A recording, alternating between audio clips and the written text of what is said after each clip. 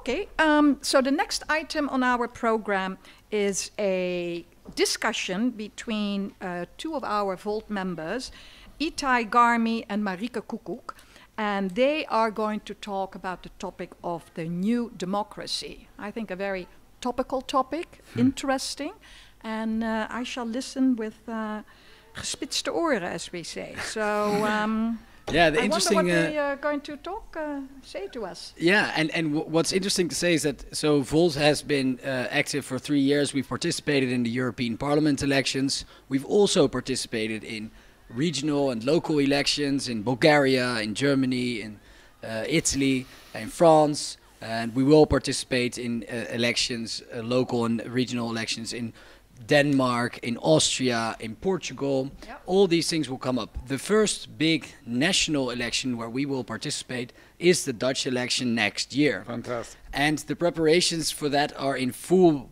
throttle already. Yep. There's a big national party program that is being made, a policy program that will eventually lead to our election program that builds on top of what we already have as Volt in Europe. The people that play a big role into making this national policy program, you will see in a couple of minutes. And those two people are Itai Garmi and Marike Koekoek. So I'm very happy that they're here. Do you want to add anything, Matteo? No, you said it perfectly. Okay. Well, in that case, let me just say that you can participate in this. You can ask us questions. You can join the Google Hangout. And if you have a specific question, you can ask them to Itai and Marike. How do you do that? Go to the link that is also on our website. And without further ado, I would give, nobody can hear applause. I wanted to say, please give a big round of applause for Itai. They are applauding for sure. Yes, but maybe everybody's applauding from where they are listening. All right. Here we go. Good luck.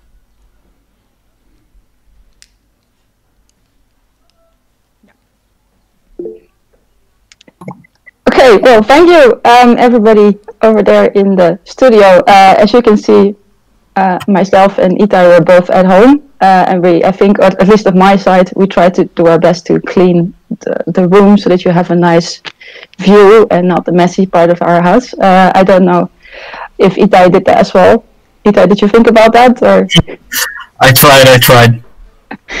Okay, maybe first off, because not everybody will know us, even though, as Reinier mentioned, we are very important people within Volt. What do you do within Volt and outside Volt? So yeah, my name is Itai Garmi. I'm 26 years old, and I live in Amsterdam. I work as a cybersecurity consultant in Deloitte. And in addition to this, in November 2019, I started to work as a national policy coordinator with the topic government and democracy. And my main task is to develop policies that are concerning with citizenship and with participation of citizens. And yeah, that's what I've been doing the last couple of months. And in a month from now, we are going to have our General Assembly in the Netherlands. And hopefully all my big plans will become official Volt policy. And that would be really cool. Yeah, definitely. So just to give a bit of info about why I'm involved with all this. So I'm also, of course, in the policy team, but I'm a coordinator of all the coordinators, basically. Essentially bringing together all the different policy themes that we have. And previously I worked within Volt on writing the European level policy for the Global Balance chapter. And I also worked on the vision of Volt in the Netherlands. And outside of that, I'm a lawyer, a lawyer by training, and specialized in international trade law. And I also work as a legal advisor for a law firm, which basically means that I know a bit about your topic, about the democracy part that you've been working on, but of course only as a lawyer. So the main question, I think, or the most important question is, what do what is the first thing that you want to change, or what is the vision that you have for new democracy in the Netherlands and in Europe, of course? Well, I developed a cool quote that I want to share with you. And it's called "Deliberative democracy as a right, and not as a favor given by politicians." And what it means is that I believe that we should work towards a society. So if we look 30 years from now, that we have a society in which deliberative democracy is something that we see all around us. It's something that we can have on our phones through an app, to an application where I can give my opinions about new laws that are coming or new policies that the government wants to develop. It's about dialogue. It's about having new means to talking to people and understanding them and understanding what they want and how we can solve it.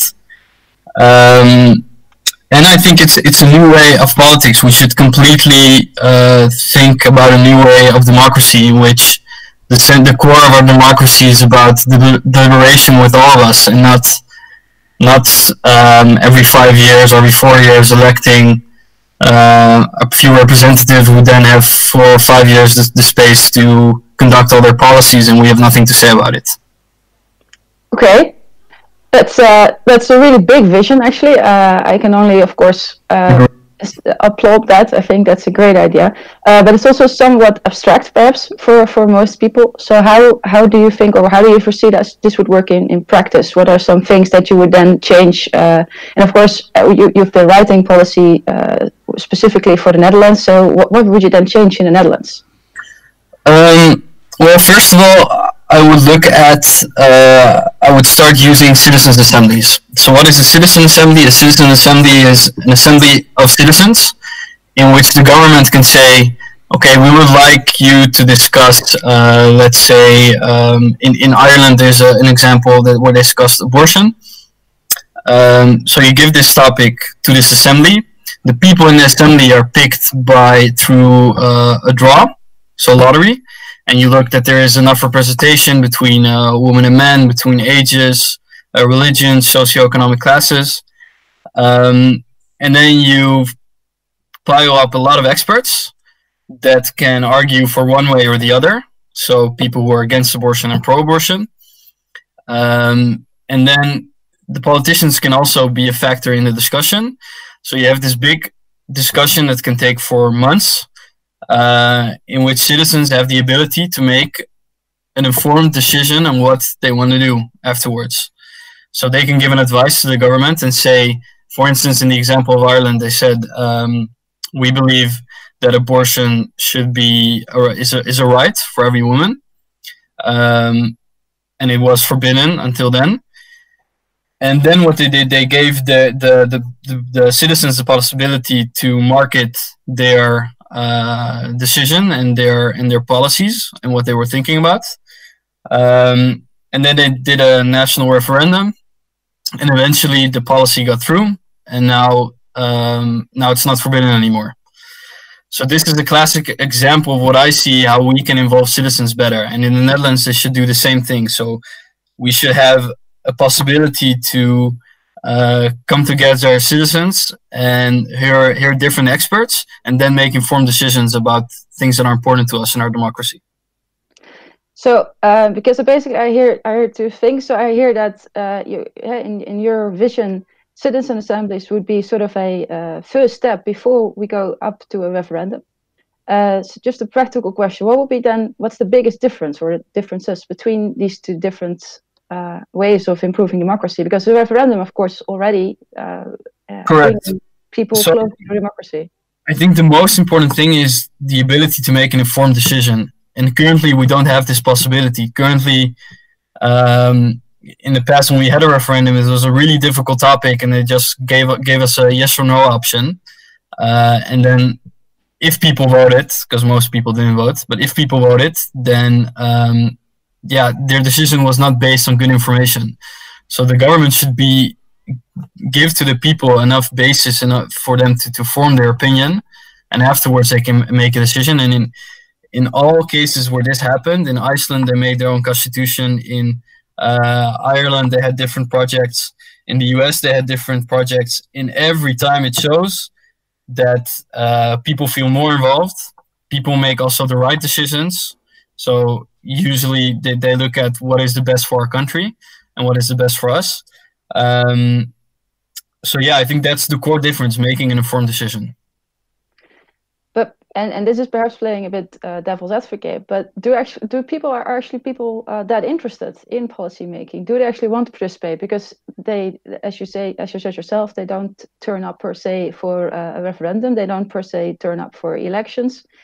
So why would actually people participate more in citizen assemblies? Wouldn't that be another big thing that government then thinks and then doesn't implement? Yeah, I get what you're saying. I think we should think about giving people, because everyone is interested in something. Some people are interested in sports. Some people are interested in politics. Some people have a lot to say about migration. Some people have a lot to say about the corona crisis. And we should give people the ability and the option to opt in for whenever they like. So let's say, going back to the application again, I have an application on my phone and I get a notification that there's new laws on migration coming up. I should have the possibility to join a certain interest group where I can form my opinion, where the government gives me the option to hear different experts. And then I can afterwards make an informed decision. So it's not that people need to be interested in everything, but we should pinpoint them more and give them the tools to express what they think on opinions that matter to them. And currently we don't have any mechanism that gives that option.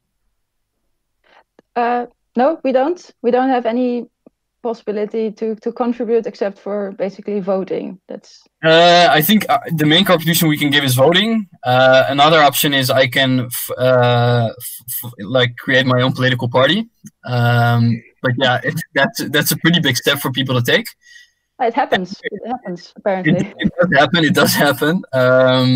And also now there's the option. I think it's called an online consultation. And it's a tool that the government currently uses in which people can go online and give their opinion on a certain topic when they're making new laws. But research showed that people don't know it, it's not being used.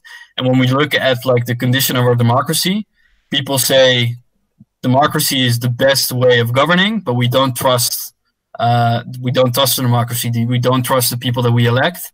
We see that extreme parties are rising. We see populist parties are rising. And the best way, I believe, to tackle this phenomena is if we find new ways of giving people a voice, of letting them know that they're heard and actually doing something with their opinion. Yeah, those are actually, or perhaps two different things: to let people be heard and to do something with their opinion. And my view is that perhaps the first step, especially in the Netherlands, is going rather well. We are in some forms heard, but then how that advice or how the voice of people is eventually implemented, there's the second step. There it goes wrong sometimes.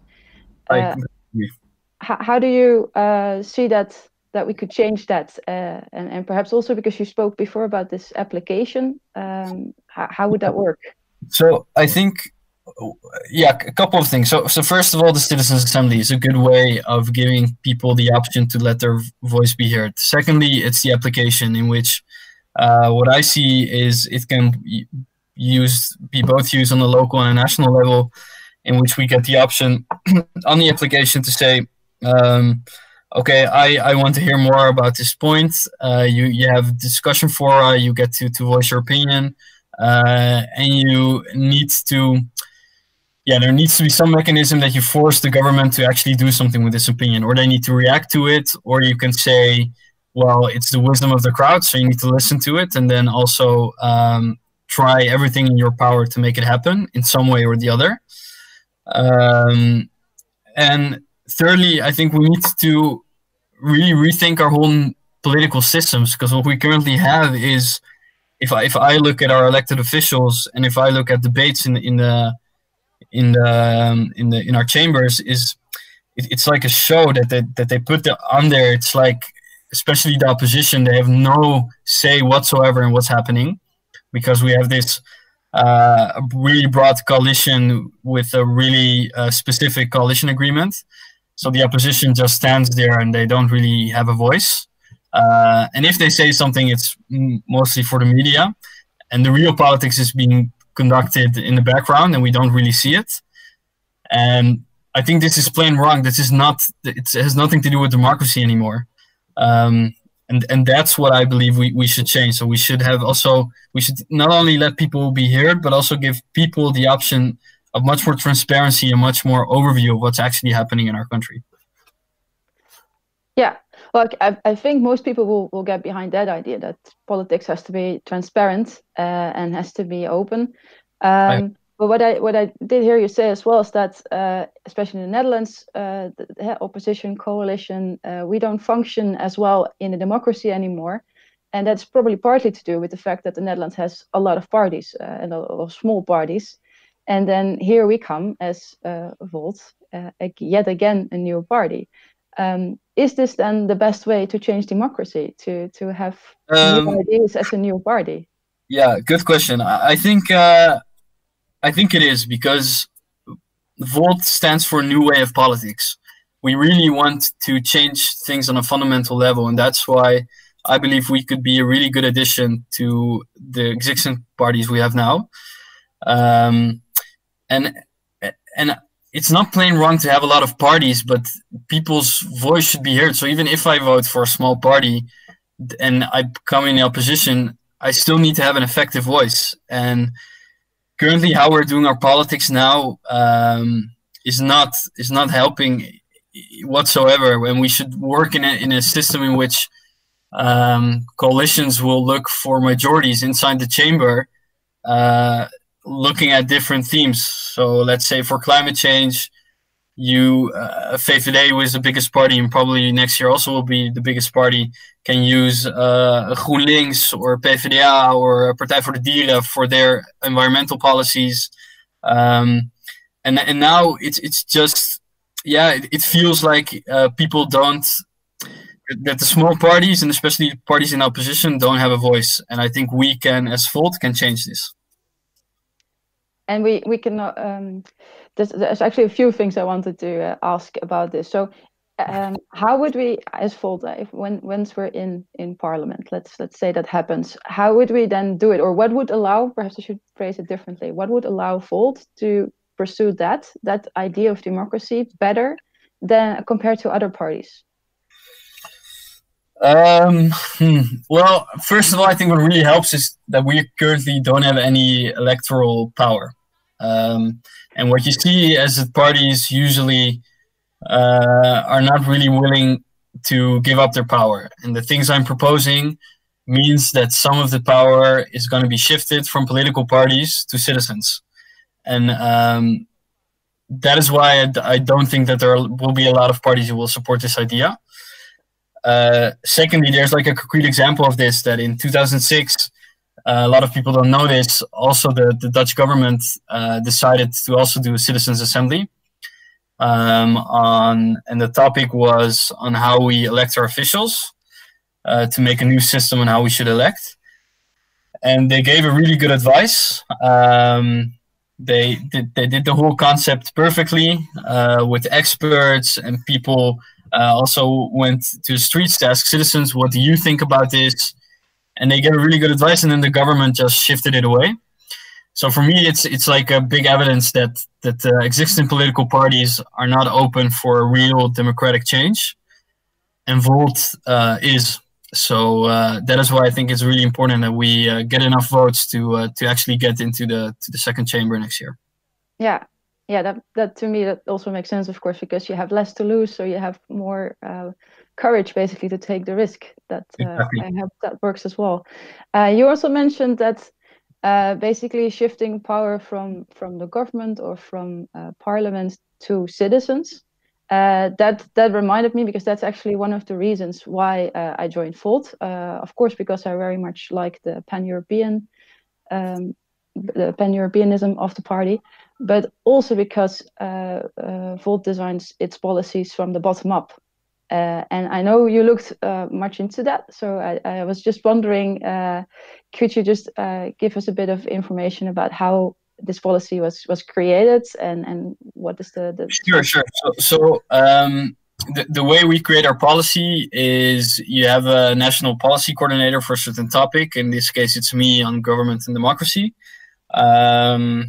We organized certain nights in which Volt members or people who are interested in Volt, friends of Volt, could come to these nights and discuss about certain topics that have to do with the government and democracy. I would note everything down. Then I would start reading a lot of materials that concern this topic. I would use also our mapping of policies, our fundamental document of Volt Europe, to see what do we think about and what's our vision. And then also in discussion with experts. So I had discussions with the former mayor of Amsterdam, Job Cohen. I'm planning to have a discussion with who I don't know how to say it in English, the vice chairman of the Raad van State, de Graaf.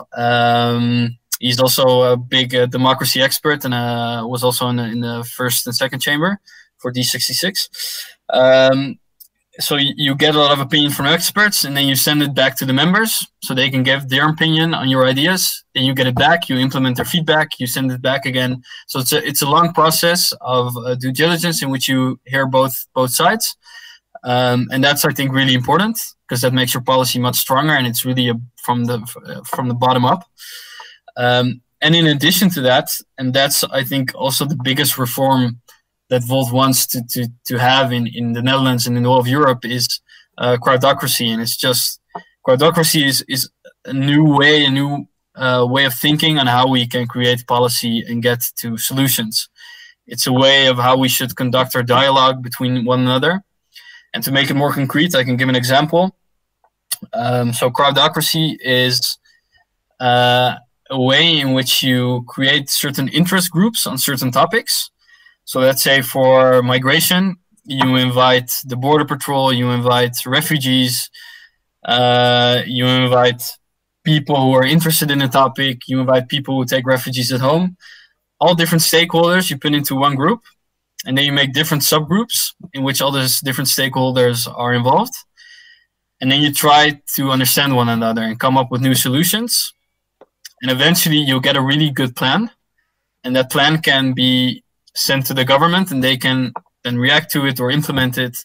And it's a really new way of forming your opinion. And it's not based anymore on your ideology or too much on your vision or on certain political streams. It's all based on what works and what's the best for everyone, because everyone can find this middle ground in which we do agree on certain topics. And this crowdocracy principle is also something I think we conduct at Volt when we are creating our policy. Yeah, no, exactly. That's that I understand. I've of course been part of that process, so I see that happening. Just speaking from personal experience, there's a lot of great advantages to that approach. One disadvantage, you might say, is that it takes quite a lot of time, and it takes also quite a lot of. You talk about bringing stakeholders together. It's a complicated process, and people might eventually agree or find a good middle ground, but that it takes some ups and downs, and especially if you put people in the room that have very different opinions. How do you see that working in a more formal setting, and in, for example, a national government, where you also have to react quickly to things that happen? Yeah, I think. Well, first of all, I think the matters that people discuss are also really complex. So you never should expect that you can get an answer right away. But yeah, when we're, let's say, with the Corona crisis, we're in crisis mode. So it forces the government to make quick decisions without having maybe all the necessary info or having enough time to hear all the necessary stakeholders. And I think this is the base in which we should have enough trust in our government. And yeah, it's of course not the most ideal situation, but in terms of efficiency, that's also really important when we are governing our country. And in that sense, we should have enough trust in our elected officials to make the right decisions for us. Right. So if I hear you correctly, there's also kind of a suitable, like crowdocracy, and the principle of crowdocracy is a suitable solution, but it depends on the level of government and on perhaps Correct. also the question that you're confronted with, how you can implement it, how Yes. you can do it. Yeah. Yes, I believe if you already start as a government start identifying what could be like what are big issues that our societies are facing, and that's something that creates a lot of discontent with different peoples in society. If you already identify those from the start and start talking about them with stakeholders and try to identify how we can solve it, then you're always one step ahead. And then every crisis you can always refer back to it. So, but yeah, you're right. In times of crisis, it's difficult to apply this principle. And of course, this is in times of crisis where you have to react very efficiently. But what I could also imagine is that there are certain topics that you might not want to subject to this kind of process, perhaps because they're very difficult and that you will have extreme opinions on two sides of the spectrum. So I was interested in to hear that in Ireland they actually discussed the topic of abortion, because that's a topic that usually divides society.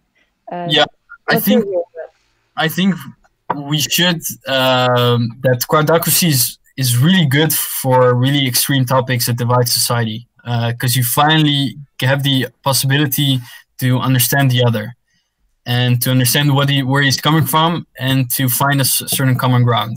So I think for things that really divide society, it's the perfect principle, and we should apply it all over the world. Okay. Well, I think that's a great conclusion to our talk. I agree. It was great chatting with you about this, and I hope. Thank you. Well, I'm pretty sure that you got the new democracy ideas out in the world, and I hope we continue this debate or discussion later. I agree. Thank you very much.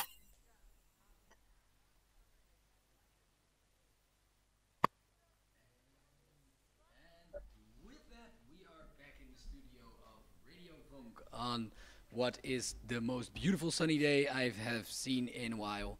And this was a very interesting talk by Marika and Itai. Thank you very much. Interesting to hear about new democracy, and I look forward to you guys hopefully bringing it in practice on behalf of Volt in the future. What did you think about it, Annelies? Interesting. As I understand, more participatory democracy. Yeah.